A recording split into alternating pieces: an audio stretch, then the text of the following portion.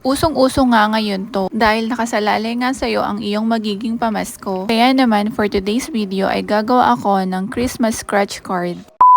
Sobrang dali lang nga din nitong gawin. So, print ko lang yung design at amount na gusto ni client. ATM size nga ang ginawa ko rito. Tapos, gumamit lang ako na makapal na photo paper. After ko nga siya i-print, iskinat ko siya sa lengthwise para magkasya siya sa die cutter. Kung wala nga kayong die cutter, pwede naman kayong gumamit ng gunting.